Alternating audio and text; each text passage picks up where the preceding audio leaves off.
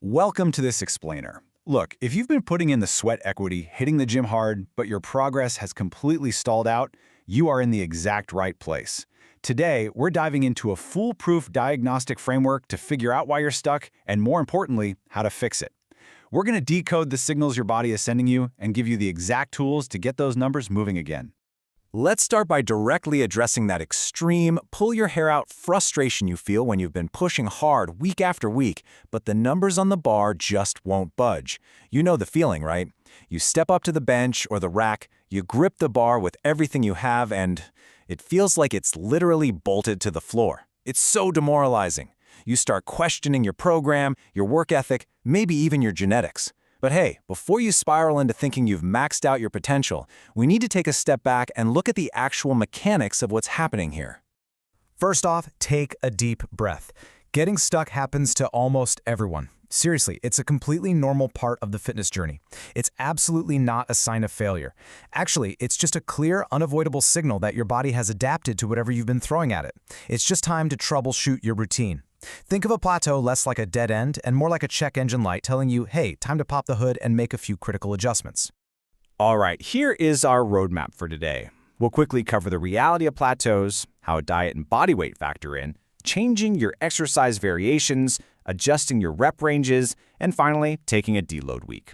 Let's get into it. Section 1. Diet and body weight. So, quite often, the reason you're stuck on the lifting platform is absolutely nothing to do with the weights themselves and literally everything to do with what's on your plate.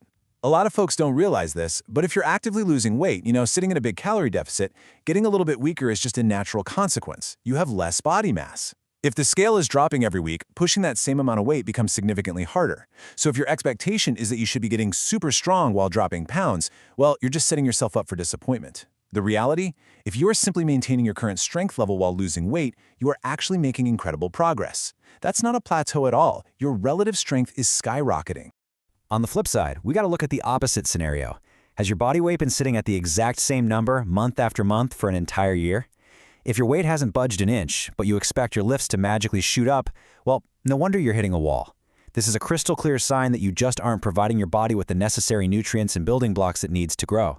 I mean, it's incredibly difficult to get stronger when your physical mass remains totally stagnant. But here's the crucial point. You absolutely do not need to go on some huge, uncomfortable eating spree to fix this. You only need a tiny calorie surplus. We're talking just 200 extra calories a day. To put that into perspective, that's roughly the equivalent of just one extra protein shake, or maybe a handful of almonds. That tiny bump gives your body the opportunity to get bigger and stronger over time. It's a slight adjustment, but those 200 calories are exactly what your body needs to tip the scales from maintenance mode into building mode without packing on an excessive amount of unwanted weight. Moving right along to Section 2, Changing Exercise Variations. Okay, so let's say your diet is totally dialed in, but you're still stuck. Well, doing the exact same movements over and over might have become a massive trap. Imagine this. You've been going to the gym for 2 years, and for that entire time, every single chest day, you do the barbell bench press. Your body has totally adapted to that specific motor pattern. If this sounds like you, it is time to switch things up. Ditch the barbell for a couple of months and try a fresh variation. Do a dumbbell bench press, which forces you to stabilize the weight differently, or jump on the Smith machine to isolate the chest in a totally new way. Honestly, any new chest pressing exercise will do the trick. Finding a new variation forces your body to adapt all over again. And the best part? After a couple of months, when you finally return to that original barbell bench press, you are going to blast right through that old weight you were stuck on. Which brings us to Section 3, Adjusting Your Rep Ranges. Now, what if you absolutely love your current exercises and just don't want to swap them out? Well, here is a subtle little tweak that yields tremendous dividends for your strength progress.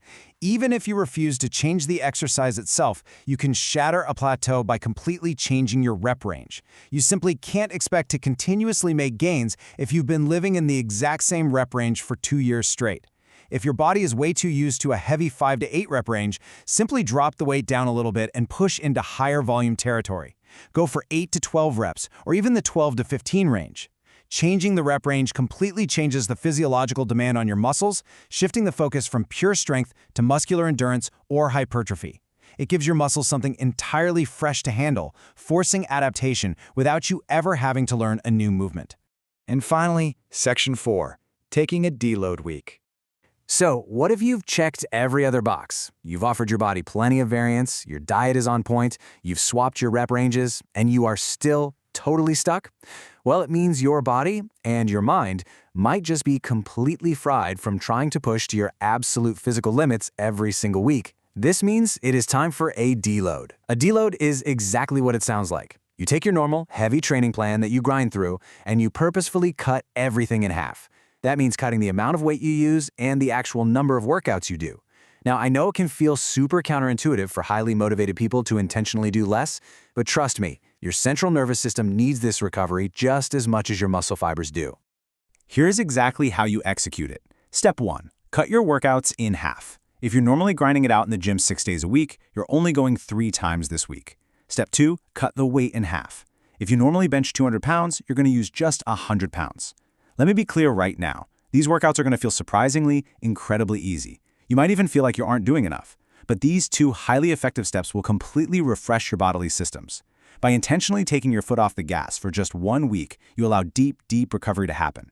When you return to your normal programming the following week, you will be shocked at how rejuvenated you feel, and you'll finally be able to push right through those previous limits. The bottom line is, plateaus are not the end of your progress. They're really just puzzles waiting to be solved. And now you have this diagnostic toolkit to troubleshoot your exact situation. Whether you need a slight 200-calorie surplus, a brand new exercise variation, a different rep range, or a much-needed deload week, the ball is completely in your court.